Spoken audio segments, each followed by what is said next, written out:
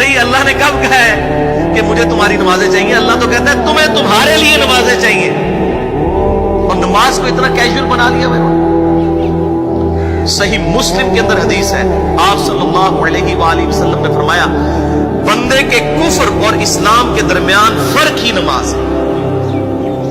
جو نماز پڑھتا ہے وہ مسلمان ہے، اور جو نماز نہیں پڑھتا وہ پاکستان کے شناختی کارڈ میں مسلمان ہے، اللہ کی ڈیفینیشن میں وہ عملاً کافر ہے۔ صحیح مسلم انٹرنیشنل نمبرنگ کے مطابق 246 نمبر حدیث ہے، آپ جا کے PDF کھول لیں، اسلام 360 میں جا کے 246 نمبر حدیث صحیح مسلم کتاب الایمان چیپٹر میں کھول کے دیکھیں کہ بندے کے کفر اور اسلام، شرک اور اسلام کے درمیان فرق ہی نماز ہے۔